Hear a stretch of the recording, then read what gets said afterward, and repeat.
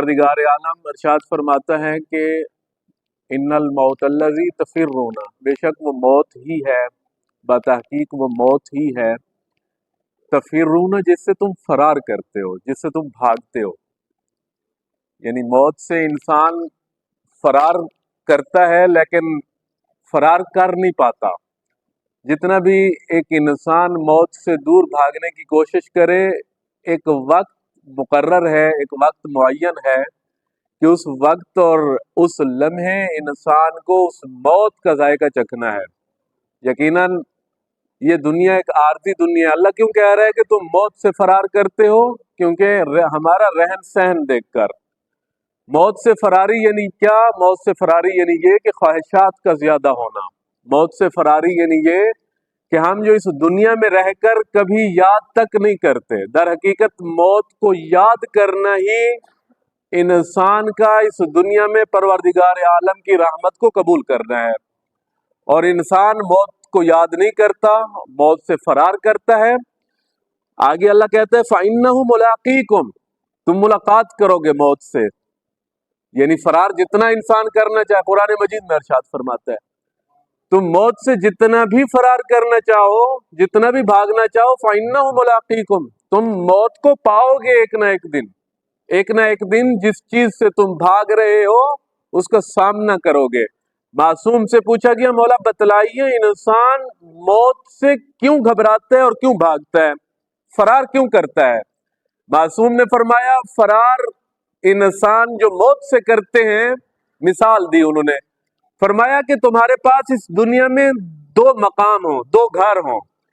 ایک گھر عالیشان ہو، زندگی کی تمام سہولیات اس عالیشان گھر میں موجود ہوں، اور ایک ایسا گھر ہو جو کھنڈر بنا پڑا ہو، جس کے اندر پنکھے بھی نہ ہوں، لائٹیں بھی نہ ہوں، ایک کھنڈر ہو، جھاڑیاں ہوں، درخت ہوں، ڈرونا سا گھر ہو۔ تم کون سے گھر میں رہنا پسند کرو گے؟ تو یہ شخص کہتا ہے مولا جو عالیشان بنا ہوا ہے گھر، جس گھر میں زندگی گزارنے کی تمام سہولیات موجود ہیں، میں اسی گھر میں رہنا پسند کروں گا۔ معصوم نے فرمایا پس موت سے وہی انسان ڈرتے ہیں جنہوں نے اپنے آنے والے گھر کو ویران اور کھنڈر بنا رکھا ہوتا ہے، کیونکہ اس دنیا کے گھر کو تو خوبصورت بنایا ہوا ہے میں نے۔ اس دنیا کے گھر میں گرمی پڑ رہی ہے تو سولر پلیٹیں لے کر آ گیا ہوں، پنکھے لے کر آ گیا ہوں، اے سی فریجیں لے کر آ گیا ہوں، پھول لگائے ہوئے ہیں، اچھے اچھے پودے لگائے ہوئے ہیں، اس کو خوشحال بنایا ہوا ہے دنیا کے گھر کو۔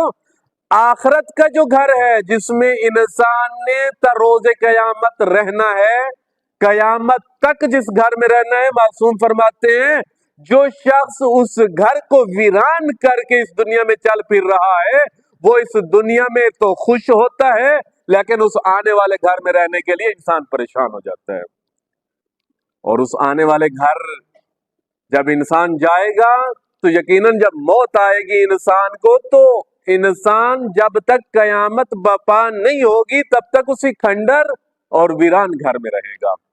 عزیزان گرامی، معصومین علیہ السلام کی جو زندگیاں گزری ہیں ہمارے لیے نمونہ عمل ہے کہ ہم نے اس دنیا میں کیسے زندگی گزارنی ہے، کس طرح سے اس دنیا میں رہ کر ہم اس دنیا کو بھی بہتر بنا سکتے ہیں، آخرت کو بھی بہتر بنا سکتے ہیں۔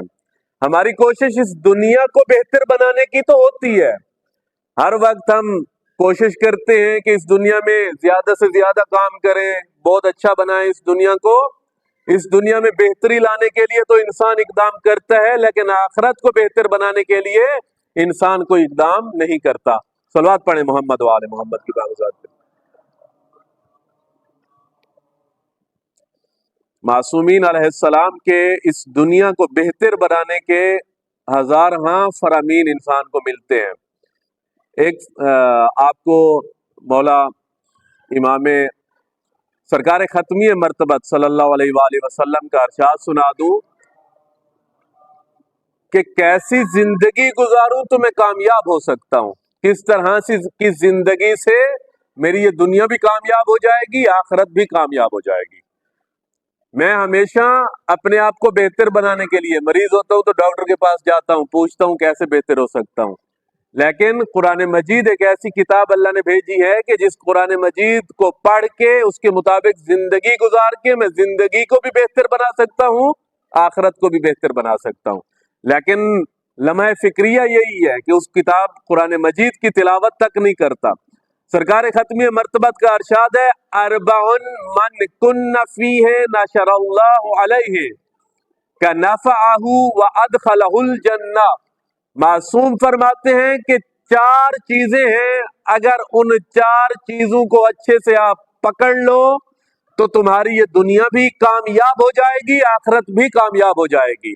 صرف دنیا کامیاب نہیں ہوگی، معصوم فرماتے ہیں اللہ کی حفاظت میں رہو گے، اللہ کے حصار میں رہو گے 4 چیزوں کے ہونے کی وجہ سے، اور جو اللہ کی حفاظت میں رہتا ہے وہ کبھی بھی خسارے میں نہیں پڑتا، جو اللہ کے حصار میں رہتا ہے کبھی بھی نقصان نہیں اٹھاتا۔ معصوم سرکار ختمی مرتبت کا ارشاد گرامی ہے 4 چیزوں کی وجہ سے اللہ آپ کی دنیا بھی بہتر کرتا ہے اور آخرت کو بھی بہتر کرتا ہے۔ سب سے پہلی چیز حسن خلق۔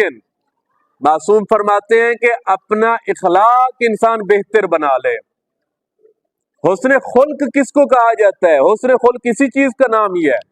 حسن خلق یعنی بات کرنے کا انداز بہتر ہو، کسی کو انسان تو تڑا کر کے بات نہ کرے۔ توجہ ہے میری طرف؟ پریشان ہو گئے ہو تو چھوڑ دیں، یہ بس پیغام سن لیں سرکار ختمی مرتبت کا کہ 4 چیزیں ایسی ہیں جن 4 چیزوں کی وجہ سے انسان کی دنیا بھی بہتر اور آخرت بھی بہتر۔ سب سے پہلی چیز حسن خلق، انسان کا اخلاق اچھا ہونا چاہیے، انسان کے بات کرنے کا انداز اچھا ہونا چاہیے۔ اگر انسان سے کسی نے غصہ کر بھی لیا ہے تو اس کو خندہ پیشانی سے جواب دینا چاہیے۔ ائمہ معصومین علیہ السلام کی روش یہی ہے، سیرت یہی ہے۔ ہم جن اماموں کو مانتے ہیں، جن اماموں کے شیعہ ہیں، محب ہیں، دوست ہیں، ان اماموں کی سیرت یہی ہے۔ کتنے ظلم کیے گئے ائمہ معصومین علیہ السلام پہ۔ ایک مرتبہ مولا امیر کائنات علی ابن ابی طالب علیہ السلام، صلوات پڑھ دیں محمد والے محمد،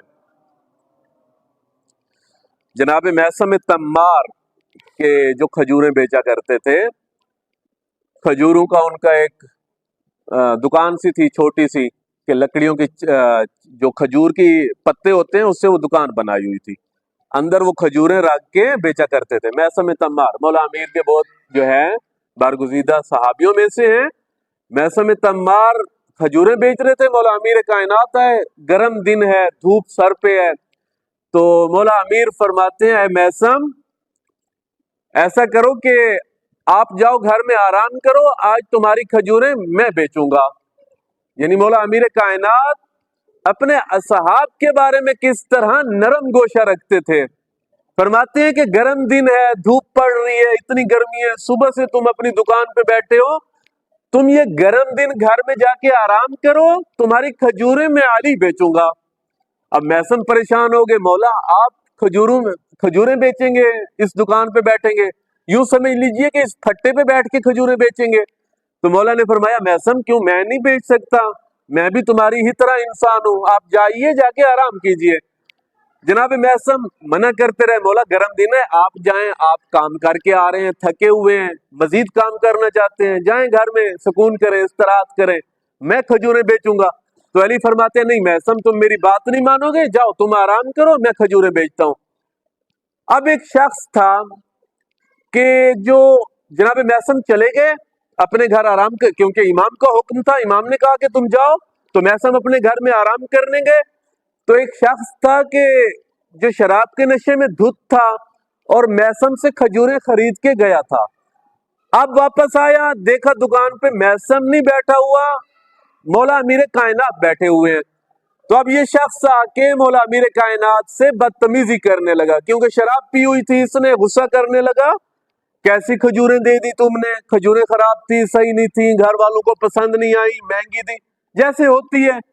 تو مولا امیر سمجھاتے رہے کہ دیکھو غصہ نہ کرو، جب تم کھجوریں خرید کے گئے تھے میثم بیٹھا تھا، تمہارا کوئی مسئلہ ہے تو مجھے بتاؤ، اگر تبدیل کروانا ہے تو میں تمہیں تبدیل کر کے دیتا ہوں، اگر تمہیں پیسے چاہیے تو میں پیسے دیتا ہوں، واپس کرتا ہوں، تم یہ گالیاں کیوں دے رہے ہو، یہ لڑ کیوں رہے ہو، غصہ کیوں کر رہے ہو؟ اب یہ بڑھتا چلا گیا، غصہ کرتا گیا اور روایات یہاں تک کہتی ہیں اس نے اتنا غصہ کیا مولا امیر کے اس نے گریبان میں ہاتھ ڈالا اور مولا امیر کی شان میں گستاخی کرنے لگا۔ اب جب اس نے گستاخی کر کر کے تھک گیا، مولا امیر نے پھر اس کو سمجھایا کہ تمہیں پیسے چاہیے تو پیسے دیتا ہوں، تمہیں اگر کھجوروں سے مسئلہ ہے تو واپس کر دو، اگر تمہیں دکاندار سے مسئلہ ہے تو جس سے تم نے کھجوریں خریدی تھی وہ گھر میں ہے، جب آئے گا اس سے بات کر لینا تم۔ تو یہ بدتمیزی کرتا گیا، غصہ کرتا گیا، غصہ کر کر کے جب تھک گیا مولا امیر اپنے گھر چلے گئے۔ تو اب اس کو پتا چلا کہ جس کے گریبان میں نے ہاتھ ڈالا تھا، جس کے ساتھ غصہ کیا تھا، گالن گلوچ کی تھی، وہ شیعوں کے امام اور مولا امیر کائنات علیہ السلام ہے۔ اس کو پتہ نہیں تھا کہ یہ شخص کون ہے۔ اب یہ گھبرا گیا، پریشان ہوا، اگر کوئی میرے ساتھ ایسا کر لے تو میں کیا کروں گا، اگر کوئی میرے ساتھ تو تڑا کر کے بات کرے، گالن گلوچ کرے تو میں کیا کروں گا، وہ ایک گالی دے گا میں 10 گالیاں دوں گا، اگر وہ گریبان میں ہاتھ ڈالے گا تو میں 2-3 لگا دوں گا اس کو۔ ہوں میں بھی علی کا چاہنے والا، لیکن چونکہ حسن خلق نہیں ہے میرے پاس، اگر کوئی غصہ کرے تو میں غصہ کروں گا، اگر کوئی گالیاں دے تو میں گالیاں دوں گا، اگر کوئی مجھے تھپڑ مارے تو میں 10 تھپڑے ماروں گا اس کو، اگر کوئی میری غیبت کرے تو میں اس کی غیبت کروں گا، اگر کوئی کہے کہ فلاں قاسم کا چنگا بندہ کوئی نہیں تو میں بھی کہہ دوں گا کہ وہ بھی چنگا بندہ کوئی نہیں، اگر کوئی میری ایک برائی کرے گا تو میں 10 برائیاں کروں گا۔ لیکن سیرت ائمہ معصومین علیہ السلام یہ نہیں ہے۔ جب اس شخص کو پتہ چلا نا کہ جس کی شان میں نے گستاخی کی ہے، جس کو برا بھلا میں نے کہا ہے، وہ مولا امیر کائنات ہیں، وہ فاتح خیبر و خندق ہیں، وہ مرہد کو مارنے والے ہیں، اب وہ انہوں نے اتنے بڑے بڑے پہلوانوں کو شکست دی ہے، کتنی جنگوں کے فاتح ہیں علی، جن کو میں نے گالم گلوچ کی ہے۔ اب یہ پریشان ہو گیا کہ علی اپنے بندے لے کر آئیں گے، علی اپنے چاہنے والوں کو لے کر آئیں گے، مجھے ماریں گے، آ کر بدلہ لیں گے۔ تو لوگوں نے کہا کہ تم نے اتنے بڑے علی کو، اتنے بڑے امام کو، اتنے بڑے شجاع انسان کو، ان کی شان میں تم نے گستاخی کی۔ اب یہ پریشان ہوا، پریشان ہو کے دوڑا جا کے مولا امیر کو ڈھونڈتے ڈھونڈتے، مولا امیر کائنات اپنے گھر سے نکل رہے تھے، جا کے قدموں میں گر گیا، مولا مجھے معاف کر دے، میں نے آپ کی شان میں گستاخی کی تھی۔ اب اس نے کہا مولا معاف کر دیجئے، میں نے گستاخی کی۔ مولا امیر کائنات نے اسے اپنے قدموں سے بلند کیا، اس کی پیشانی پہ بوسہ دیا، پیشانی پہ بوسہ دے کر کہا کہ تم نے جو گالن گلوچ کی تھی وہ تمہارا اخلاق تھا، علی تم سے پیار کر رہا ہے، یہ علی کا اخلاق ہے، یہ علی ابن ابی طالب کا۔ کیا میں اسی علی کا چاہنے والا ہوں عزیزان گرامی؟ کیا میں اسی علی کا شیعہ ہوں؟ کیا میں اسی علی کا کلمہ گو ہوں؟ کیا میں اسی علی کا ماننے اور چاہنے اور محبت کرنے والا ہوں؟ اگر اسی علی کا محبت کرنے والا ہوں تو کبھی کسی کی غیبت کرنا پسند نہیں کروں گا، کبھی کسی کو گالی دینا پسند نہیں کروں گا، کبھی غصہ کرتے ہوئے کسی کو پسند نہیں کروں گا۔ عزیزان گرامی، حسن خلق ہی ہے معصوم۔ یہ معذرت کے ساتھ مذہب، میں نہج البلاغہ پڑھا رہا تھا، نہج البلاغہ کی ایک شرح پڑھی مستشرقین کی نگاہ میں، یعنی کہ جو کافر ہیں، جو ہندو ہیں، جو یہودی ہیں، وہ نہج البلاغہ جو مولا امیر کائنات کا کلام ہے، جو مولا امیر کائنات کے اقوال ہیں، خطوط ہیں، مکتوب ہیں، یہ مولا امیر کائنات کے اقوال کو یہودی کیسے لیتے ہیں؟ ہم نے تو پڑھی نہیں ہے نا کتاب، دیکھی نہیں ہے کیسی ہے۔ علی کا چاہنے والا علی کی کتاب سے واقف نہیں ہے، لیکن یہودیوں نے کتنی ہی تفسیریں لکھ دی ہیں نہج البلاغہ پہ۔ میں نے پڑھا ایک ہندو تھا، ایک یہودی تھا، اس نے لکھا کہ نہج البلاغہ پڑھنے کے بعد میں اس نتیجے پہ پہنچا ہوں، یا تو جس نے نہج البلاغہ لکھی ہے یا تو ساری کائنات اسی نے خلق کی ہے یا کائنات خلق ہوتے دیکھی ہے۔ یعنی یہودی ہے، شیعہ مسلمان نہیں، مسلمان ہی نہیں ہے، شیعہ تو دور کی بات۔ وہ کہتے ہیں جب میں نے مولا امیر کائنات کے اقوال پڑھے نہج البلاغہ میں پریشان ہو گیا کہ یہ نہج البلاغہ لکھنے والا، یہ جتنے کلام نہج البلاغہ میں آئے ہوئے ہیں، یہ کلام کسی انسان کے مجھے نہیں لگتے اور خدا کے بھی نہیں لگتے۔ یعنی نہج البلاغہ مولا امیر کائنات کی کتاب ہے، ذرا اٹھا کر دیکھیں حسن خلق، کتنا اخلاق تھا مولا امیر کائنات علیہ السلام کی زندگی میں۔ عزیزان گرامی، حسن خلق کی بہت زیادہ اہمیت ہے، یعنی اپنے اخلاق کو بہتر بنانے کی ضرورت ہے۔ میں وہی کہہ رہا تھا، ہندوؤں اور کافروں نے ائمہ معصومین علیہ السلام کی سیرت پہ چل کے ان کے اقوال پہ عمل کر کے زندگی گزاری ہے۔ اندرا گاندھی کے جو انڈیا کا بانی ہے، جس نے جیسے ہمارے قائد اعظم محمد علی جناح پاکستان کو آزادی دلائی، اسی طرح انگریزوں سے انڈیا کو آزادی دلانے والا اندرا گاندھی ہے۔ اندرا گاندھی کا ایک قول تھا، وہ کیا کہا کرتا تھا؟ وہ کہتا تھا کہ اگر کوئی تمہاری ایک گال پہ تھپڑ مارے تو اس کے سامنے دوسری گال کر دیا کرو۔ مشکل ہے یا نہیں ہے؟ اگر کوئی مجھے آ کے تھپڑ مارے گا، میں کیا کروں گا؟ لڑ پڑوں گا اس کے ساتھ، گریبان پکڑ لوں گا، دھکے دے۔ لیکن وہ کہتا تھا کہ اگر کوئی تمہارے ایک گال پہ تھپڑ آ کے مارے تو دوسری گال پیش کرو اس کے سامنے۔ اس سے پوچھا گیا کہ یہ تم نے کس سے سیکھا ہے اتنا اخلاق، اتنا اعلیٰ اخلاق کہ اگر کوئی تمہیں تھپڑ مارے تو اسے دوبارہ تھپڑ مارنے کی دعوت دو۔ کہتا ہے یہ اخلاق میں نے شیعوں کے امیر مولا امیر کائنات سے سیکھا ہے، اور اسی اخلاق کی وجہ سے میں نے آج انڈیا کو آزادی دلائی ہے۔ آج اگر انگریز بھاگے ہیں انڈیا سے، میرے اسی اخلاق، کیونکہ وہ گولی اور بارود کے حق میں نہیں تھا، وہ لوگوں کو مارنے کے حق میں نہیں تھا۔ اسے پوچھا گیا کہ اتنا بڑا اخلاق، اتنا عالی اخلاق تم نے کس سے سیکھا؟ کہتا ہے علی ابن ابی طالب سے سیکھا ہے میں نے، مولا امیر کائنات سے۔ حسن خلق کی بہت زیادہ اہمیت ہے۔ اپنی رفتار، اپنی گفتار، اپنے چلنے کے انداز میں، آپ کے ہر انداز میں علی ہونا چاہیے۔ ہماری زبانوں میں علی ہے نا، مجلس ہو رہی ہے تو واہ واہ واہ نعرہ حیدری یا علی، ساڑیاں زبان ہے اتنے علی ہے، سانو علی دا زبان دے تے مزہ آندا ہے بس، باقی اعضاء و جوارے میں علی مولا کا کوئی کام نہیں ہے۔ کسی پہ ظلم کر رہا ہوں تو نہیں دیکھوں گا علی ظالم کے بارے میں کیا فرماتا ہے، کسی کے بارے میں غیبت کر رہا ہوں تو نہیں دیکھوں گا علی غیبت کرنے والے کے بارے میں کیا فرماتا ہے، جھوٹ بولوں گا تو نہیں دیکھوں گا علی جھوٹ بولنے والوں کے بارے میں کیا فرماتا ہے۔ سانو صرف علی دا چسکا لگیا ہوا ہے جنت دی جان تک، بس سانو علی صرف جنت تک چاہیے، باقی کسی کام کاج میں علی نہیں چاہیے۔ باغ میں کام کر رہا ہوں تو دیکھو علی کس طرح کام کیا کرتے تھے، اگر رات کو جاگ رہا ہوں تو دیکھوں گا علی کیسے جاگا کرتے تھے، اگر سو رہا ہوں تو دیکھوں گا علی کیسے سویا کرتے تھے۔ محبت کا یہی تقاضا ہے نا عزیزان گرامی، جس سے محبت کی جائے اس سے صرف ایک وجہ کی بنا پہ محبت نہ کی جائے، بلکہ آپ کے تمام کاموں میں اسے سامنے رکھ کے تب محبت کی جائے۔ یہی تو محبت ہوتی ہے۔ ائمہ معصومین علیہ السلام سے اسی محبت کا فائدہ ہونے والا ہے۔ آپ باغ میں کام کر رہے ہو، دیکھو گے علی کیسے کام کیا کرتے تھے۔ علی سارا دن کام کرتے تھے، روزے کی حالت میں ہوتے تھے، جب نماز کا ٹائم ہوتا تھا علی کام کو کہتے تھے تھوڑا انتظار کر لے، میں اپنے اللہ کو سجدہ کرنے جا رہا ہوں۔ میں کیا کہتا ہوں؟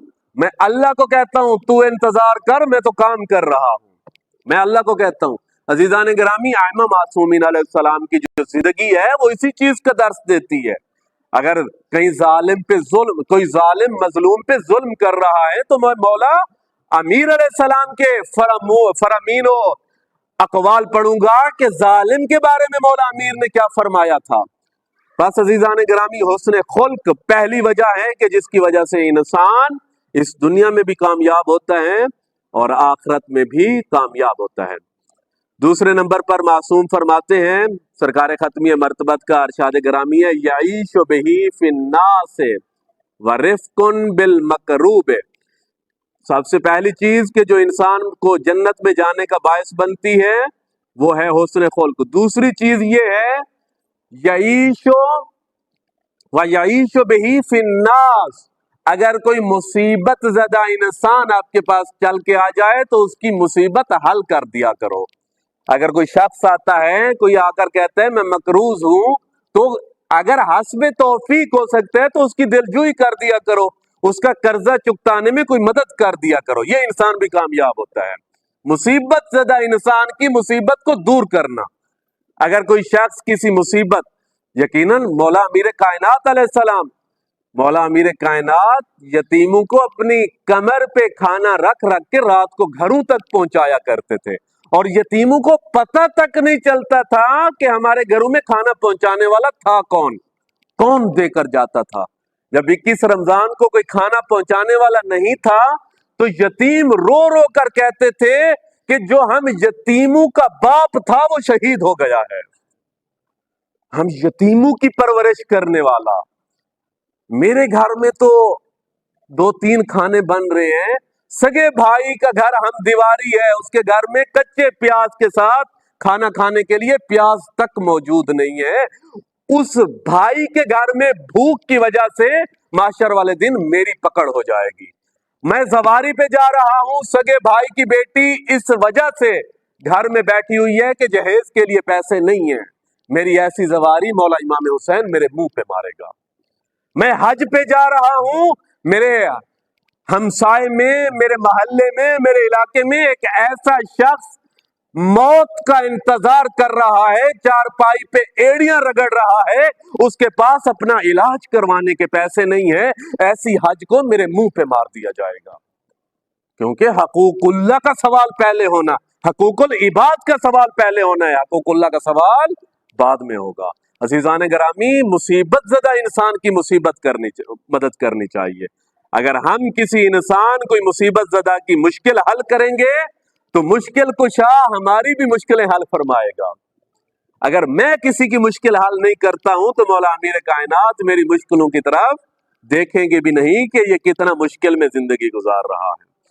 उसके बाद तीसरी वजह कि जिसकी वजह से एक इंसान जन्नत में जाएगा, तीसरी वजह कौन सी है? वह शफ़क़हू अलल वालिदैन, अपने वालिदैन के साथ शफकत से पेश आने वाला इंसान, जो अपने वालिदैन के साथ प्यार और मोहब्बत से पेश आता है, उसकी दुनिया भी कामयाब है, उसकी आखिरत भी कामयाब है।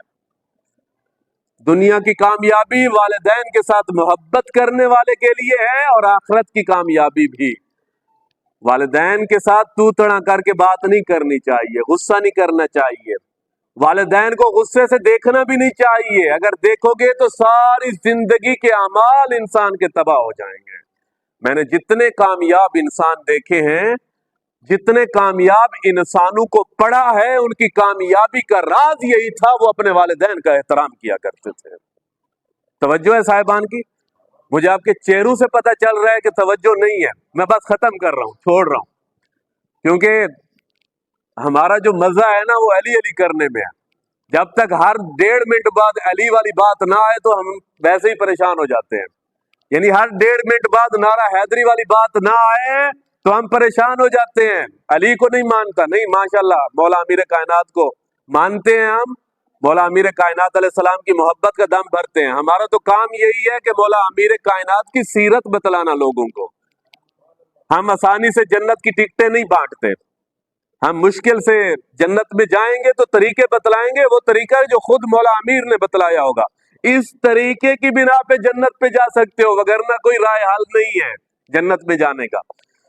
जो अपने वालिदैन के साथ प्यार और मोहब्बत से पेश आता है वो इंसान दुनिया में भी कामयाब, आखिरत में भी कामयाब। दूसरे लफ्जों में कहूं, जो अपने इन वालिदैन की इज्जत नहीं करता, एहतराम नहीं करता, प्यार नहीं करता, नफरत की निगाह से देखता है, तू तड़ा से बात करता है, गुस्सा करता है, वो दुनिया में भी जलील होता है, आखिरत में भी जलील होता है। जो अपने वालिदैन के साथ इज्जत और एहतराम की बात नहीं करता। चौथे नंबर पर और आखिरी, व एहसानुन इलल ममलूक, थोड़ी सी खतरनाक बात है। अपने ममलूक पे, जो उसके मातहत काम करते हैं, उसके मुलाजिमीन हैं, उसके खादिम हैं, जो उसके मातहत काम करते हैं, उन लोगों पे एहसान करने वाला दुनिया में भी कामयाब, आखिरत में भी कामयाब। बाज़ हम मजदूर को लेकर आते हैं, मजदूरी करवाते हैं, पैसे देते वक्त क्या होता है, लड़ पड़ते हैं कि तुमने काम ही कितना किया है। मजदूर की मजदूरी को आगे ले जाते हैं, 1-1 साल तक नहीं देते। मासूम फरमाते हैं मजदूर का पसीना खुश्क होने से पहले उसको उसका हक दे दिया करो। क्यों? क्योंकि